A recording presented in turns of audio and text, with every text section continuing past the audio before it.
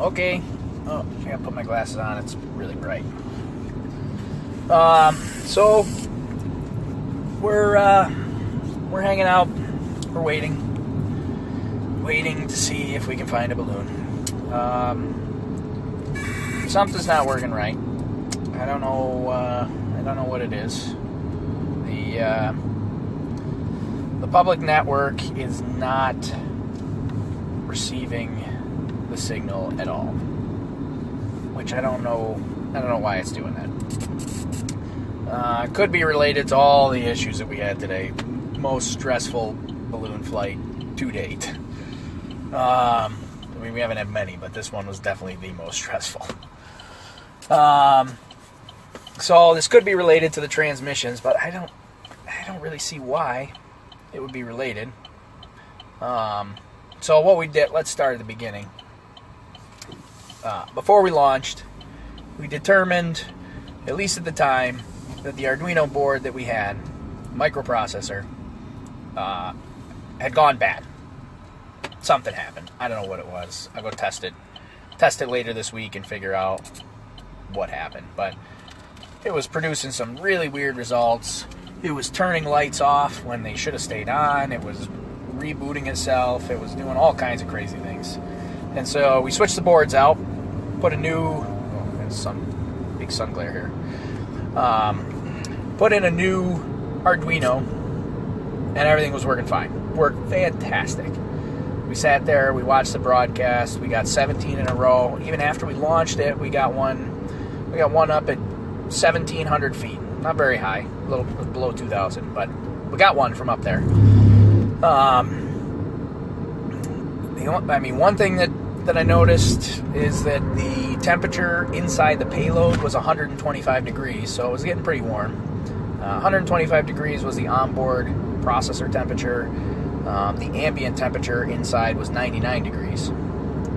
So it gets pretty hot in there. I mean, that's not surprising given that, it was 91 degrees out when we launched. And the new cameras create a lot of heat as well. And the microprocessor throws off some heat. Not that much, but it kept it pretty warm last launch. The last launch, it only got down to, 38 degrees or something like that inside the package, even though it was negative 60 outside the package. So it didn't get very cold inside, and now we just added a whole bunch of heat from the new cameras. So possible that the heat had something to do with it. I wouldn't think so though, because they got a pretty high rating for temperature.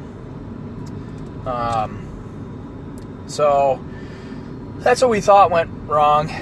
Liftoff went up last broadcast about 2,000, and that was it. Is data recoverable after retrieval?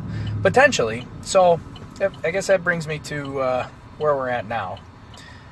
Public network's not receiving a signal, which is strange. Strange because we broadcast in two different formats. The APRS format, which is like the one that I keep calling the public network. It's basically this, repeaters that are scattered all over the state it's a standard format that we broadcast in. They will pick up the signal when we broadcast it and publish it on that live tracking website for us.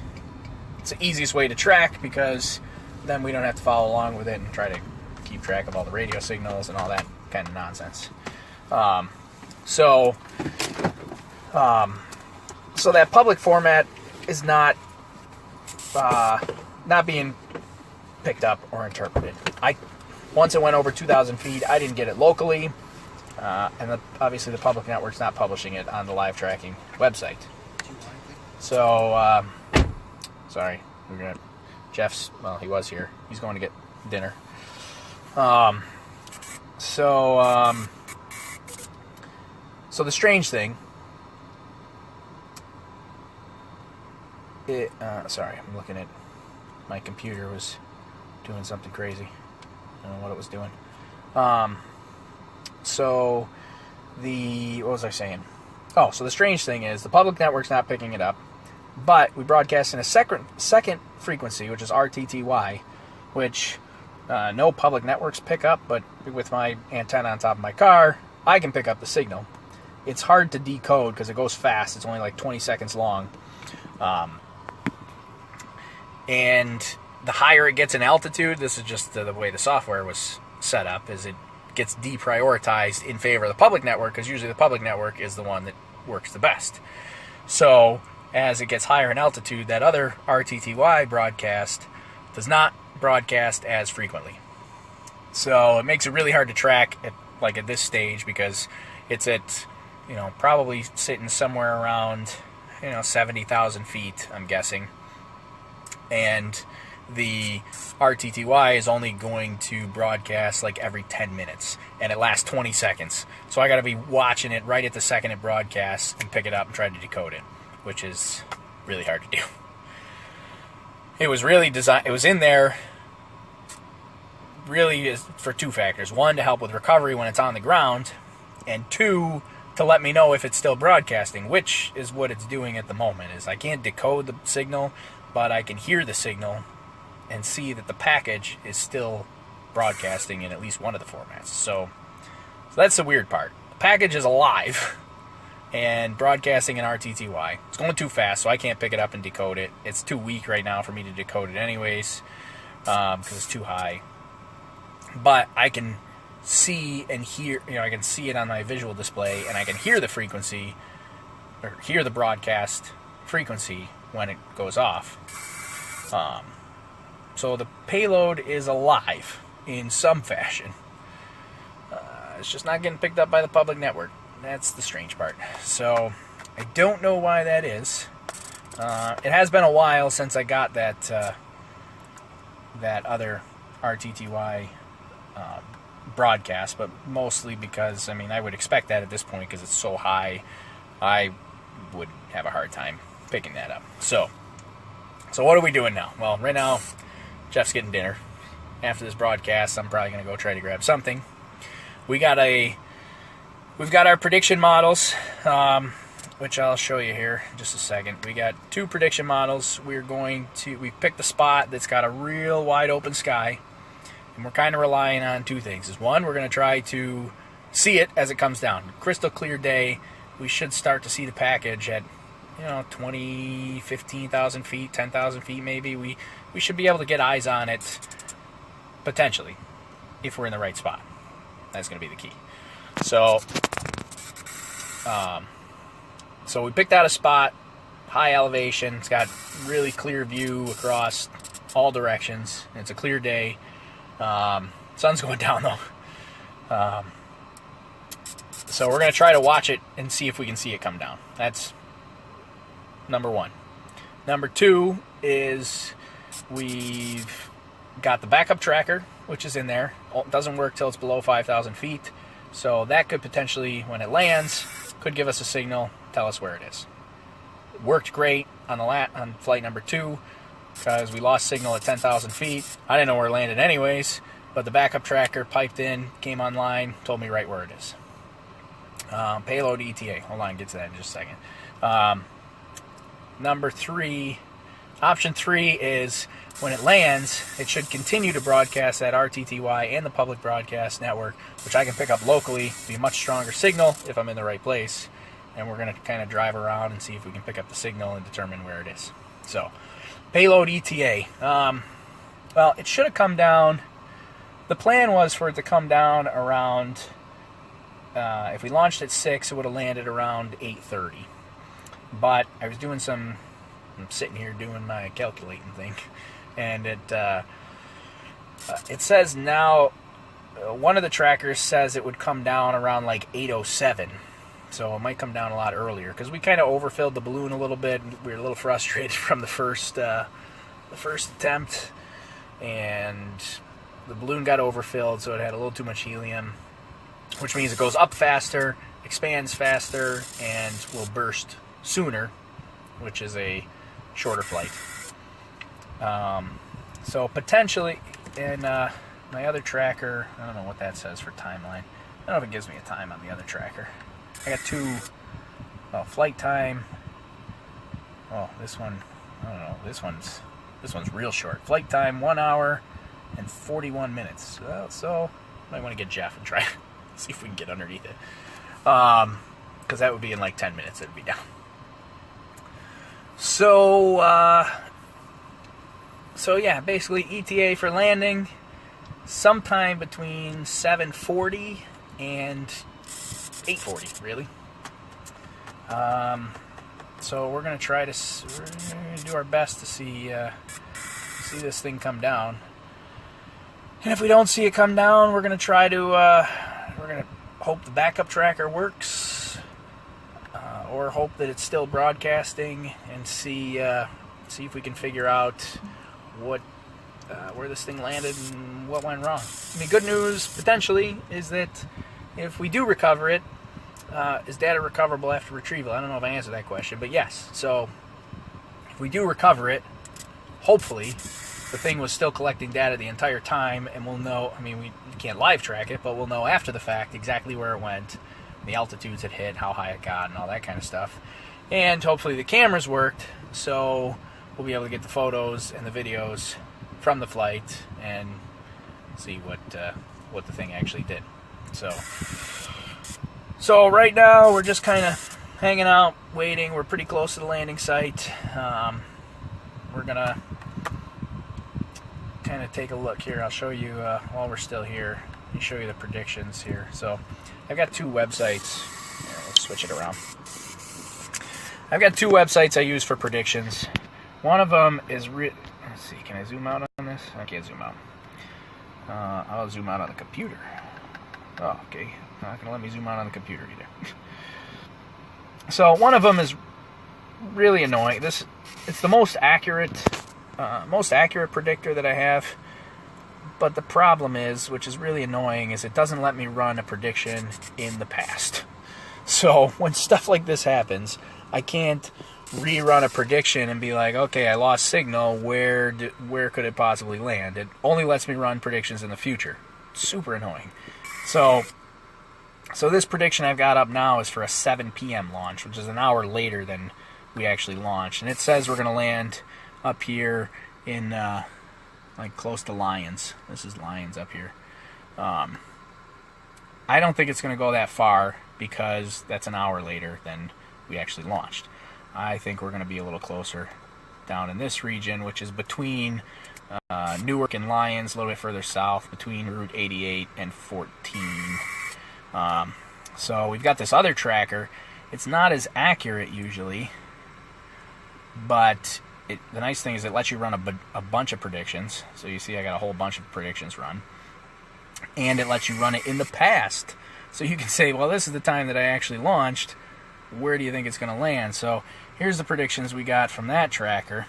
Again, usually not as accurate, but we're going to kind of hope for this one. I mean, it follows the same general path. You know, the other predictor had it coming up here as well, just had it landing way up here. You know, part of that's because it's a future prediction for a 7 p.m. launch when we launched at 6 p.m. But even the 6 p.m. launch had us landing like up here in the other predictor. So I think we're somewhere in this radius here for landing. So you can do like a little. This website's also cool because it gives you like a little heat map. You can go like this, and it tells you like your rough landing zone. I personally feel like it's going to be on this side of the landing zone up in here. So we're going to kind of center ourselves. I think our spot on this map is right here. And it's just because it's got a clear view, we can see in all directions. And we're going to try to peek at it and see if we can see it come down in the air while we're flying. So that's where we're sitting right now. You know, waiting for the backup tracker hopefully to light up. We got our radio transmitters up, looking for our signal, picking up. You know, you can hear a lot of other people's signals, not ours. And then this is the actual radio waves that you see signals coming in. Kind of can't cover my hand over that whole thing, but Here, we'll go like this, get the glare out of there. So this is what we're listening to right now. Just waiting to see if we can hear our signal. And haven't heard anything yet. Haven't picked anything up. So we're just waiting to see if the backup tracker lights up. Like I said, that should happen sometime between 7:40, which would be pretty soon, and 8:40. Another hour from now. I have a feeling it's going to be somewhere in the middle there. Probably somewhere closer to like just after 8 o'clock that it comes down, which would put it a little bit further northeast, up in this region of the prediction. So we're gonna be here, looking pretty much this direction, trying to look up here, see if we can see it come down. Hopefully, like I said, clear day. Hopefully we can see it come down. But I don't know. I don't know what we're gonna see. If we don't see it come down, our other options are the backup tracker and and getting the broadcast locally to see if we can pick it up. I mean, luckily, it's hard to pick up the broadcast right now because it's probably too high and broadcasting too infrequently for me to try to pick it up. But as it comes down, the broadcasts get more and more frequent until it gets on the ground. It's going to broadcast every, I think it's 45 seconds. It'll broadcast when it's sitting on the ground. So hopefully once it gets down, then we'll see it. And there's also the chance too that the first broadcast, like I said, it cut out at, the last one we got was 1798, so 1,798 feet. I don't know what caused it to cut out. But it's possible that maybe there's something in the software that, at 2,000 feet,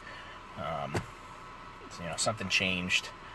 I can't think of anything off the top of my head, but it's possible at 2,000 feet something in the software changed, and now it might be trying to broadcast the public signal, but it's just not in the exact format that the public networks expect it to be in. It could be just one character off or decoded incorrectly, and if it is, then the public network's just going to ignore it and think it's radio noise. So we're waiting to see.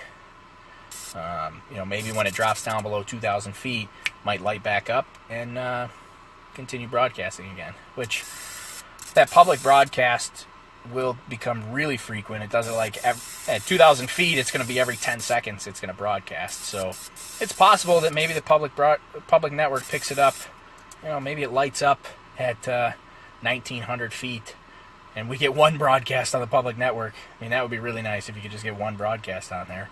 That would kind of narrow down our search area. But right now, kind of relying on that backup tracker. So, all right. Well, I'm gonna go see where Jeff is. He's inside somewhere, so I'm gonna see if I can locate him, and we're gonna go back to the landing site and see if we can see this thing come down. I will, if we get any more news, I will update with wherever we are next. I mean, right now we got nothing to update about. So hopefully by maybe like 8:15, I'll have some better news. But right now we're kind of up in the air, literally, just waiting to see what happens. So hopefully maybe 45 minutes from now, we'll have some better news, and I'll broadcast again. So, all right, thanks everybody. See you for now.